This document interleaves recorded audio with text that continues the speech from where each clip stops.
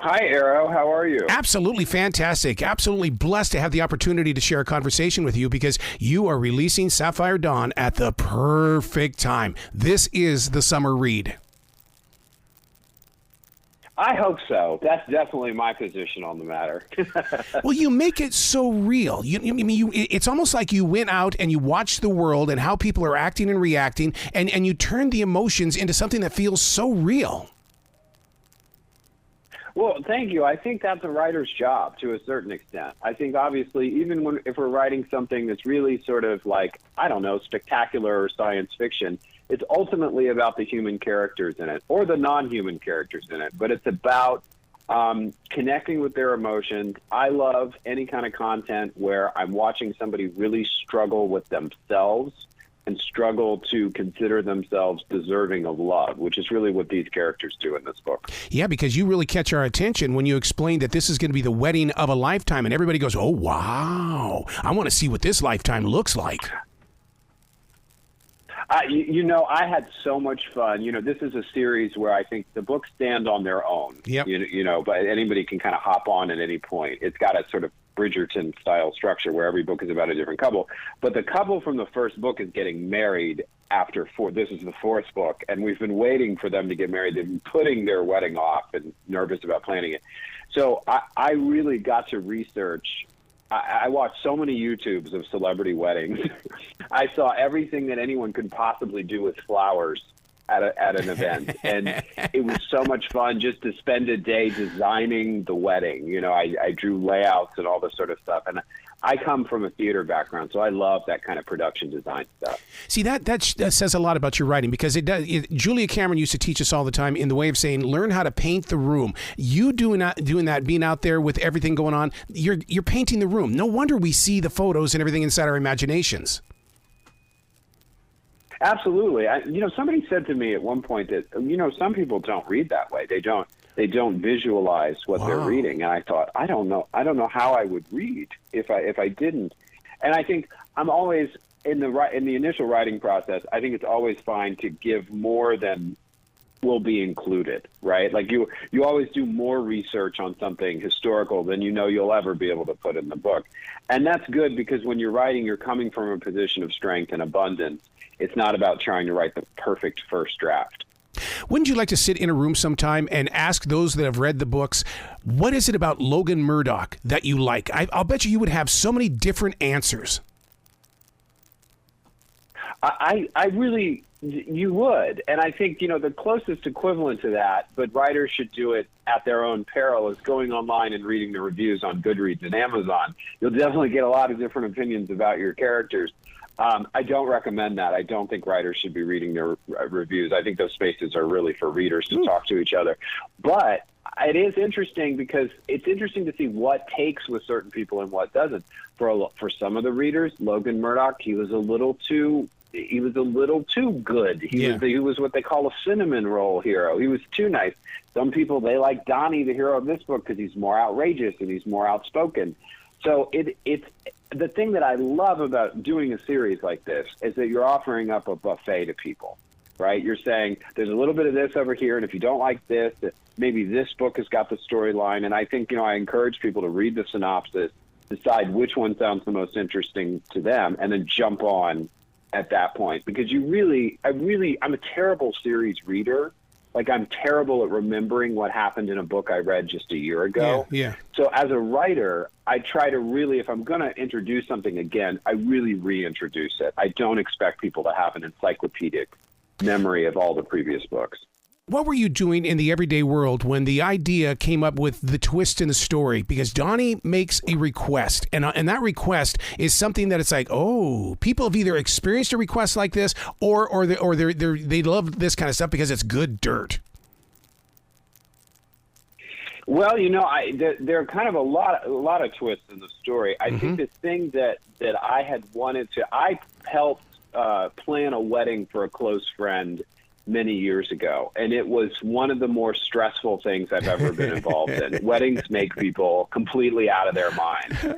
So the idea of having someone like Donnie who does not think he is suited to this job, right? His best friend Logan has said, help plan my wedding. And Donnie is like, I am an adult entertainment professional who ran away from home at 16 and worked a series of odd jobs, also did sex work, and you're asking me to plan your perfect dream wedding at a posh resort. But he's such good friends with Logan, and he loves him so much, there's no way he's going to turn him down.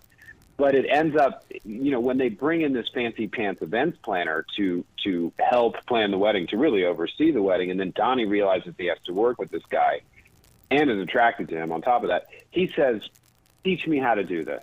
Teach me how to be good at this, because I want to do right by my best friend. And I think it's that moment where I hope the readers really kind of fall for Donnie, because you can see he's being motivated by things that are very positive. I've done a lot of research lately about who is reading romance novels and love stories, and do you know that the numbers for men is on the rise right now in a serious way? They want to experience it as well. I think that's great. I enjoy reading straight romance novels, even though I'm a gay man. I love Nora Roberts. I get something out of her books. The thing that some of the great romance novels do is their depictions of family and community are really uplifting and wonderful. I mean, sometimes it can be super sweet and a little too saccharine, but Nora Roberts always will write about best friends and sisters and family relations in a way that I just find completely compelling. And, with shows like Yellowstone, I mean, Yellowstone is very similar to what romance novels were like in the 80s, right? That there was always this sort of saga. It was this big scope. It was a family dynamic. Yellowstone is darker than most romance novels, but there were a lot of really popular novels that I've revisited and loved because they give you that sort of rollicking soap opera, emotional, escapist experience, and it's addictive. So are you like a songwriter in the way that you will put down a guitar riff or you'll put down a song lyric and come back to it? Because, I mean, the way that you bring your drama forward, it's like, there's no way it falls out chronologically in order like it does in this book. No, you're right. I think what happens is I get moments. My friend J.R. Ward, who writes the Black Dagger Brotherhood series, she calls them pictures. Yeah. She gets pictures, and they don't often arrive in a narrative form.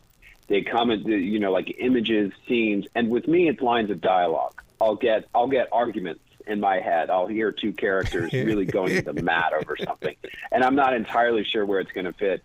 But I'm not an obsessive outliner. I don't really find I'm capable of outlining the whole thing because I have experience now after 20 years of you end up deviating from your outline, and necessarily so.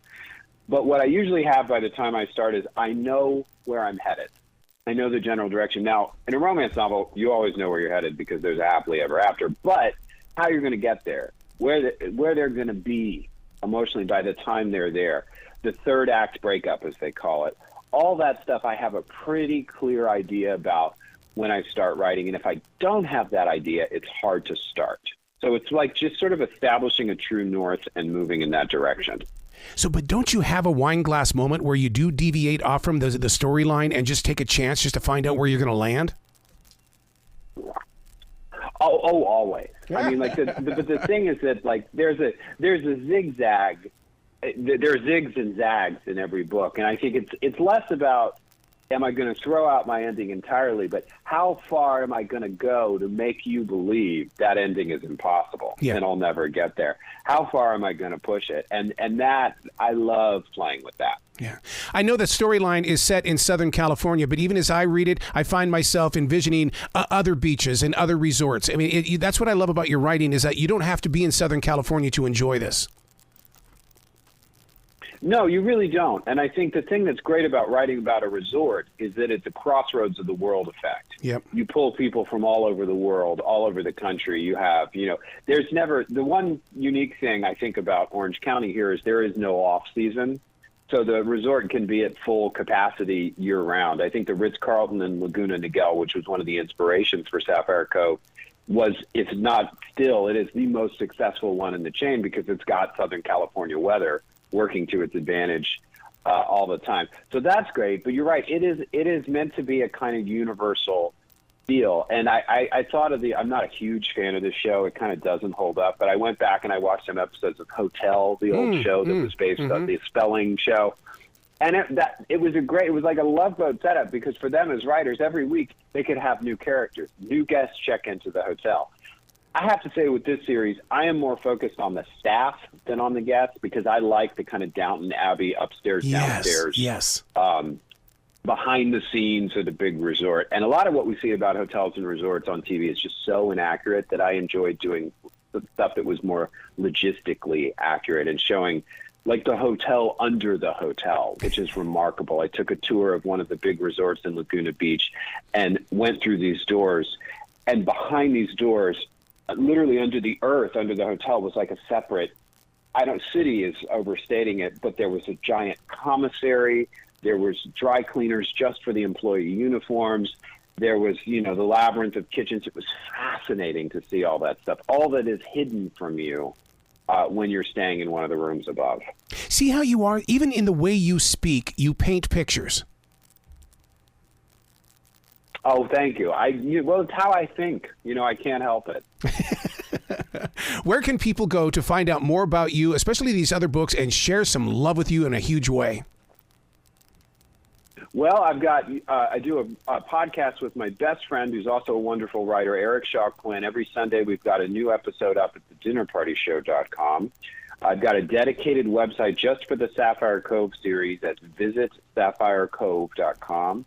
And then if people are interested in seeing kind of all my different genres and the work, different types of books I've done over the years, those are all at ChristopherRiceBooks.com. I love it. Please come back to the show anytime in the future. The door is always going to be open for you. Absolutely. It's a pleasure to be here. Well, you be brilliant today, okay? I'll do my best.